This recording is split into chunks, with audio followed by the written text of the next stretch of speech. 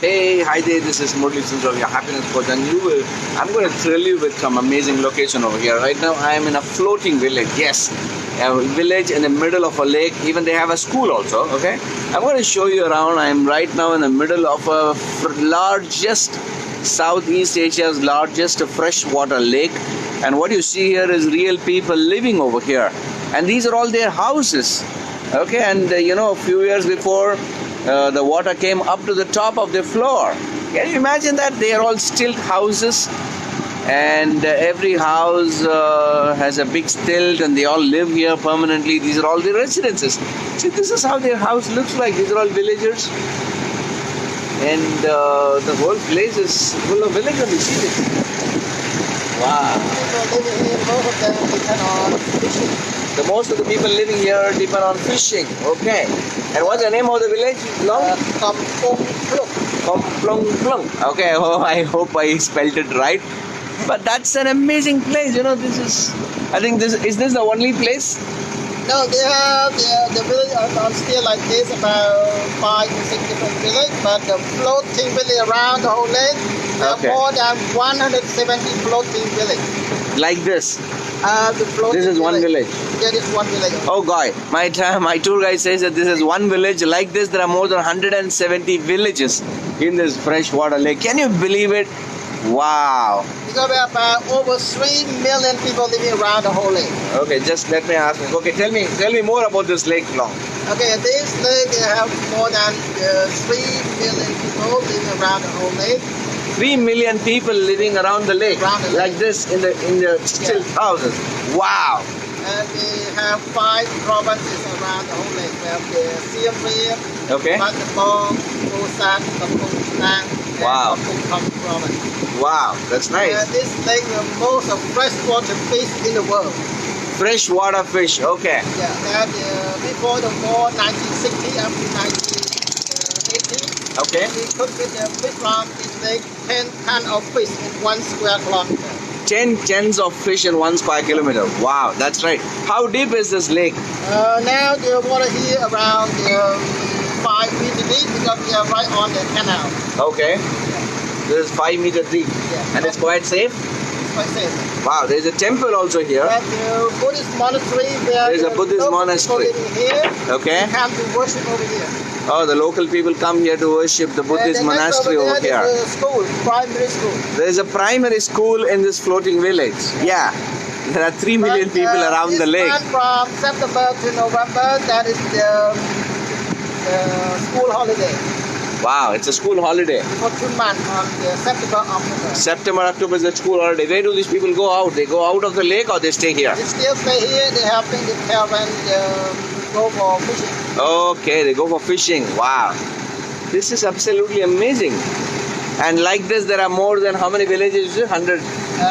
I mean, the floating village, the people living on houseboat, about over 176 floating villages. 176 floating villages like this around this lake. How big is this lake, square kilometer? In the dry season, between the February to June, only 2,500 square kilometers. Wow, in the dry season, it's 2,500 square kilometer lake and 3 million people live here, and more than 176 floating villages are there like this. Wow. September to November, the height of the monsoon season, the lakes swell about 4 times the size. Wow, in September to February, when there is a peak rainy season, the whole lake swells 4 times higher than this. Can you imagine? It's already 2,500 square kilometer and it swells 4 times higher.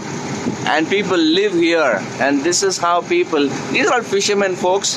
They live the only thing they have is fishing. And they live here. Wow, what an amazing way to live. I think they don't have a mall to watch a movie. Do they have a mall here? No. They can't watch a movie. They can watch TV here? They can watch TV. Oh, they can watch TV. Okay. The government TV is no cable TV. There is no cable TV, only government TV. Yeah. Wow. What's the entertainment for these people then? Right. How do they entertain themselves? They're singing, dancing? They have some small shop out, like small karaoke. Ah. Not very big, no discotheque. Okay. This is the end of the village. Yeah. We have reached the end of the village, of this small village. And there are more than 176 such villages and 3 million people live around in this lake, and this lake is covering 5 different provinces. 5 different provinces means 5 different districts. Such a large, Asia's largest freshwater lake. What an amazing way to live. Wow. And this is the routine lifestyle of these people living over here. They have to live on water. They hardly see a land. They don't have a land over here. They just have to float. So they're always floating people. Quite an interesting way to live life. Have you ever thought of living life like this? Have you ever thought of living life like this, that you're always on floating? I know a lot of my friends who are always floating, but they are not on the water, they're in the water. Do you understand what I mean by on the water and in the water? At night they're always floating because the water has gone inside them, the Holy Spirit water. But these people are always on the water over here, and they are always on the floating mode. That's something very interesting. I just thought I'll just share with you a sudden thought that came after seeing these people floating. Now, very interesting is there are beautiful ways. I don't know how they entertain themselves, but they will always find a way, because human beings are so fascinating creatures. They can always entertain themselves. They will find a way. Are we going inside the small boat now? Later we go to see the open area, see the lake first. We come back and see the boat. Ah, okay. So we're going to go into that small boat after some time. Wow. So we're going to go into that small boat, and it's a tourism place. There's a hotel over here. See that? This is the floating restaurant. It's a floating restaurant. Wow. That's nice. I hope I can get some South Indian masala dosa over here. You can never get it.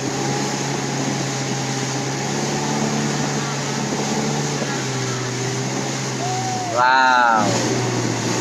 That's amazing. Okay, so I'm going to go and enjoy this particular location. It's called Kampong, phluk. Yeah, the restaurant at the top of the tree. The restaurant at the top of the tree. Wow, that's quite interesting. See the restaurant at the top of the tree. That's interesting. Have you guys tried eating in a tree house which is literally floating on the water, and there's a restaurant over there?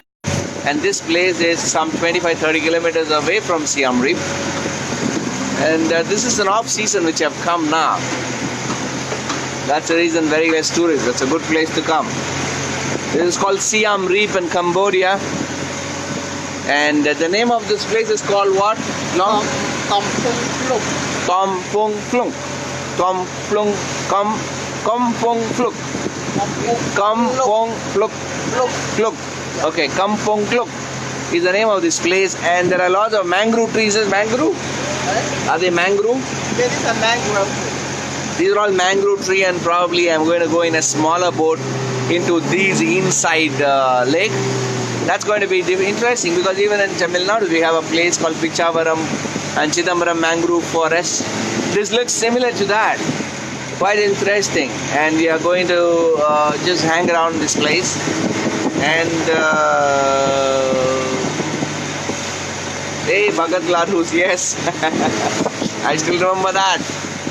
I hope I can get that Bhagat Laddu here. It's not here. I hardly get any laddus here. I brought everything from India. Okay, so that's what you're going to do now. I'm going to go. I think this village is over, so I don't know when is the next village is going to come. But you guys should come and visit this particular place. Actually, I'm going to start. I'm right now in a big boat, and probably my guide says that you're going to get inside a small boat and go deep inside these small lanes and go inside this mangrove lane. That's quite thrilling and adventurous. Have you guys tried anything thrilling and adventurous like this? You should do something thrilling and adventure once in your lifetime. The more thrilling and adventurous you do, your mind becomes calm and you suddenly experience mindfulness. Just do it, because at that time mind cannot go to the past or future. Only stays here in the present moment. So I am super excited to go inside. Oh, there's a still house here. Wow. People live here. Wow. He's living in the corner of the village. I don't know why. Okay, and that's